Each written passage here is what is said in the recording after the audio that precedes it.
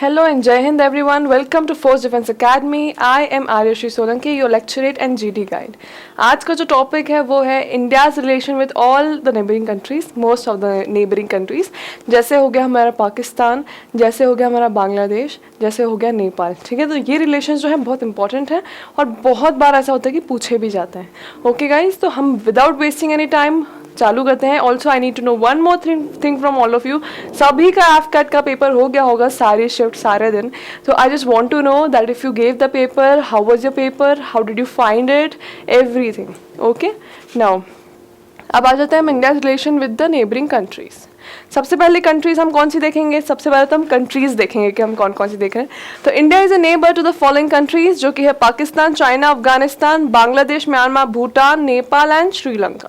ठीक है, तो ये कंट्रीज हैं जिनके नेबरिंग कंट्री जो है इंडिया है. अब पाकिस्तान, सबसे पहले हम पढ़ेंगे Pakistan, because Pakistan is the most controversial relation India is having after China. तो आते हैं हम. With Pakistan we have had largely hostile relations due to tensions in Kashmir, ceasefire violation. Now what is ceasefire? Whatever wars we have आज तक के, वो actually पूरे properly and नहीं हुए, वो हमेशा सीज फायर में हुए. सीज फायर मतलब एक टेम्पररी हॉल्ट, किसी भी चीज़ को टेम्पररीली हॉल्ट पे रखना बिकॉज ऑफ सम ट्रीटी और सम पैक्ट. ओके, तो कश्मीर इशू जो है बहुत ज़्यादा वायलेंटली डिस्कस होता रहता है, बहुत ज़्यादा उस कारण कॉन्ट्रोवर्सी होती रहती है इंडिया पाकिस्तान में. बहुत सारे हमारे जितने भी इंडो पाक और या इंडिया पाकिस्तान वॉर हुआ है उसमें सीज फायर हुआ है, तो उसके कारण भी. We have also fought 4 wars with Pakistan after the Pulwama attack. Another recent एक वीडियो में we also discuss about the Pulwama attack, why it happened, how it happened, who did it and what were the India's repercussions and what did India do after that. ठीक है, तो वो वाला video जरूर देखें if you want to know all the details about Pulwama attack.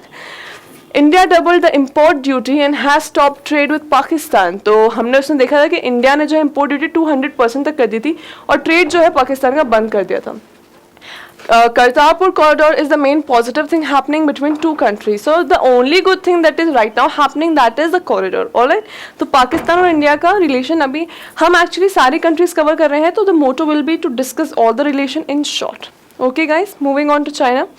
Relations between India and China can be said to be cordial to some extent with border and trade disputes happening now and then. ठीक है, तो China में border disputes चलते रहते हैं because China का हमें पता है टेरिटोरियल एक्सटेंशन पॉलिसी चलती रहती है, जो ओशियन और टेरिटरीज हर जगह अप्लाई करता है और वो अपनी टेरिटरी बढ़ाता है. उसके कारण हमारे बहुत सारे डिस्प्यूट्स चाइना के साथ ऑलरेडी चल रहे हैं. Now, both the countries signed the Panchsheel Agreement, which is hardly followed by China on the field. तो Panchsheel Agreement साइन हुआ था इंडिया चाइना के बीच में, if you all remember, लेकिन only India is being found to follow that agreement. China हमेशा जो है उसको फॉलो नहीं करता है. Now, India China fought a war in 1962 and lost the Aksai Chin region to China. Now this we all know कि India और China के बीच में एक वॉर हुआ था, but India lost it. Why? Because India was not prepared.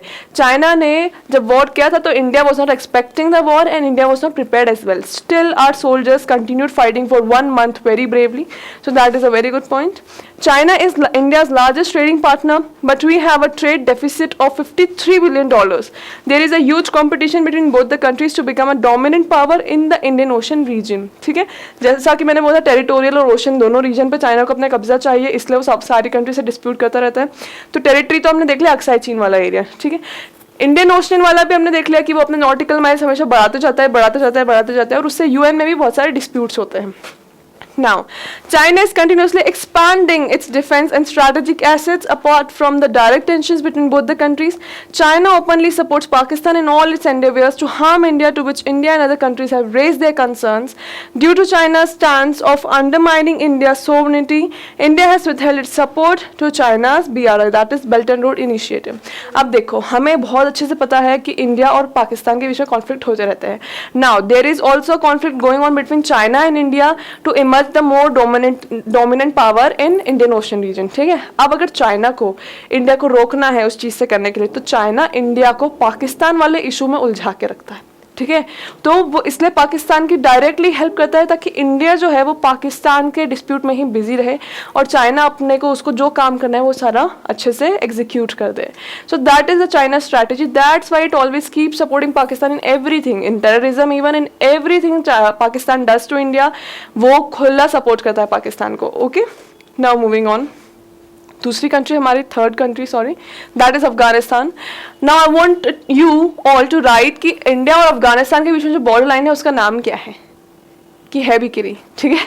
दूसरा, पाकिस्तान और अफगानिस्तान के बीच में जो बॉर्डर लाइन है उसका नाम क्या है, most important.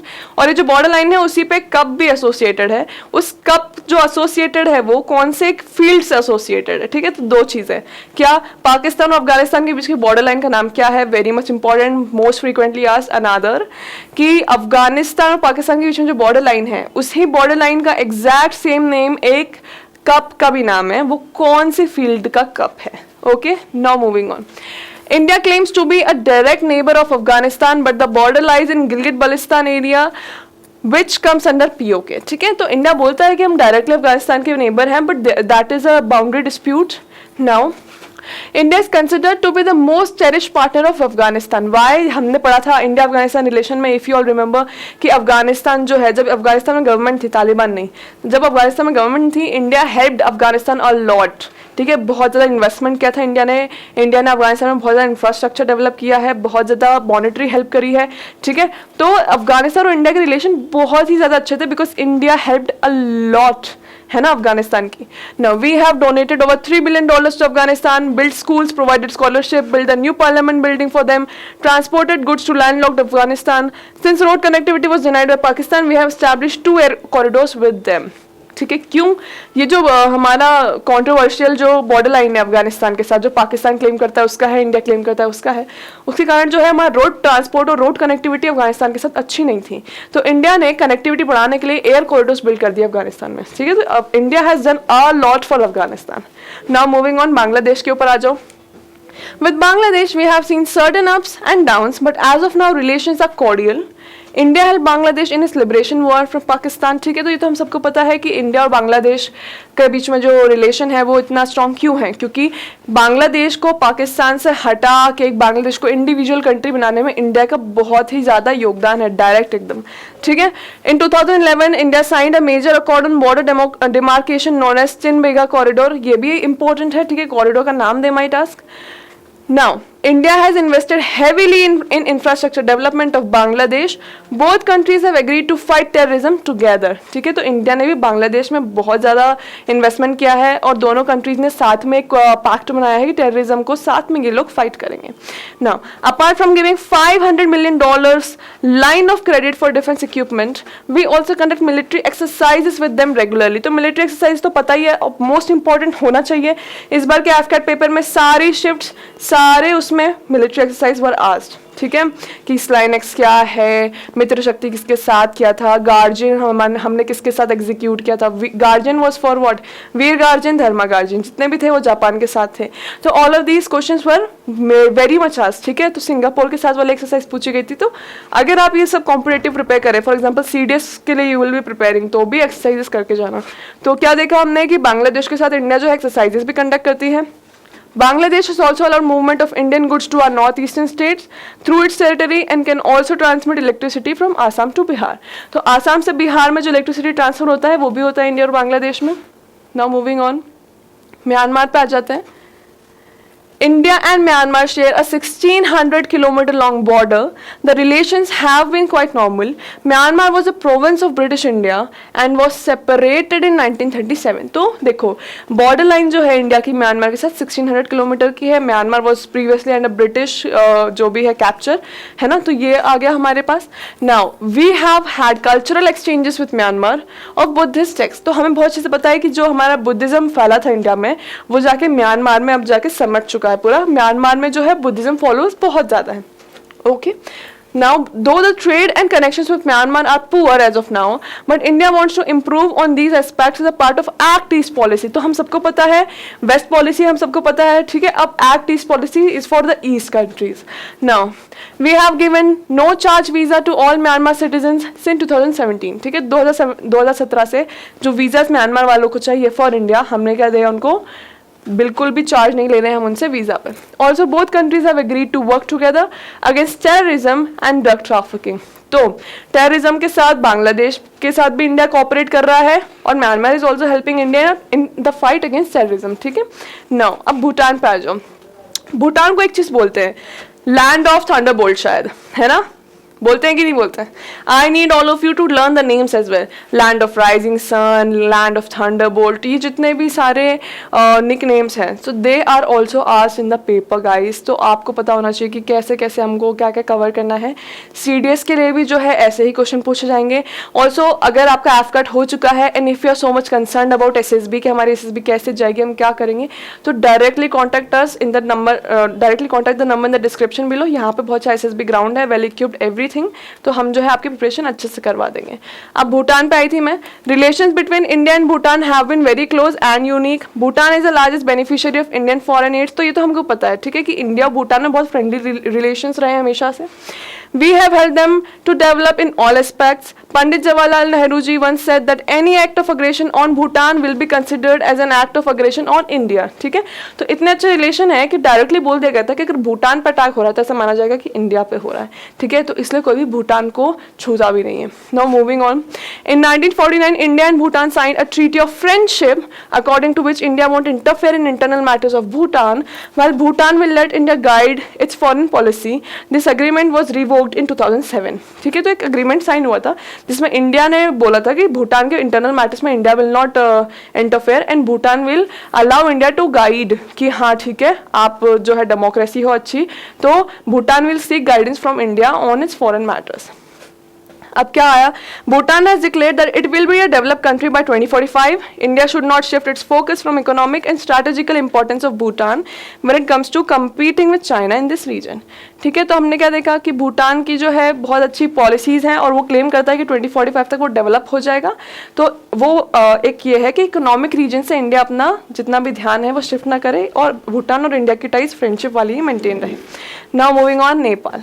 Nepal, our relationship with Nepal started with 1950 Treaty of Peace and Friendship. India and Nepal have open borders and citizens of both countries can move freely. तो ये तो हमको भी पता है कि इंडिया और नेपाल में ट्रेन कनेक्टिविटी है डायरेक्टली, ठीक है, तो वीज़ा वगैरह वाला इतना ज़्यादा वो नहीं है, फ्रीली जो है इंडिया और नेपाल के लोग आपस में मूव कर सकते हैं। बहुत अच्छी फ्रेंडशिप ट्रीटी है। Nepalese can also work freely in India except for some civil services, तो नेपालीज जो है फ्रीली इंडिया में वर्क भी कर सकते हैं, सिविल सर्विसेज को छोड़ के, थोड़ा एक्सेप्शन है वहाँ पे। India has had a lot to Nepal with infrastructural development, line of credits, free trade and monetary aid. तो इंडिया ने नेपाल को भी बहुत हेल्प किया है डेवलपमेंट में, मॉनेटरी में, फाइनेंसेस में, एवरीथिंग, ठीक है।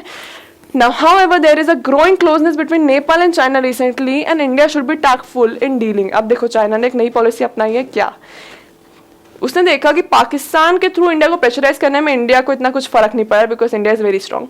तो वो चाइना इज डूइंग, जो भी इंडिया के जो अच्छे अच्छे फ्रेंड्स है, जैसे फॉर एग्जांपल रशिया है, फॉर एग्जांपल नेपाल है, तो वो अपने रिलेशन उनसे अच्छे कर रहा है, ठीक है, getting the point. Now moving on, Sri Lanka पे आ जाओ। India and Sri Lanka generally have had positive relations, both the countries have deep cultural links. अब श्रीलंका पे भी सेम चीज हुआ, चाइना इन्फ्लुएंस बढ़ गया था एज आई सेड, ठीक है, तो पहले इंडिया और श्रीलंका के रिलेशन बहुत अच्छे थे, but then China entered and it jeopardize entire relation of India and Sri Lanka. India is Sri Lanka's largest trading partner. India helped Sri Lanka in its struggle against LTTE. Nowadays, there is an increased closeness between China and Sri Lanka, as China has the Hambantota port, but India has also got the Hambantota airport management for 40 years, and India has signed a civil nuclear deal with Sri Lanka. तो ये port के बारे में तो आपको पता ही है कि चाइना ने डेवलप करवाया था, इसलिए श्रीलंका जो है थोड़ा सा डेप्थ में भी हो गया था चाइना से, और इसलिए जो है श्रीलंका और चाइना लिटिल बिट ग्रू क्लोजर। अभी तो श्रीलंका में पूरे इकोनॉमिक क्राइसिस चल रहे हैं, everything you know about that, ठीक है, तो ऐसा हुआ है श्रीलंका के साथ। Earlier India Sri Lanka were very close, but then China interfered, all right, and now the relationship is a bit uphill and a downhill, ठीक है। अब हम बात करते हैं कंक्लूजन की, तो हमारे टॉपिक के एंड पे, though India started well with most of the countries, but they are now drifting towards China. India should be reviewing its policies continuously to avoid China from having a dominant position in the South Asian region.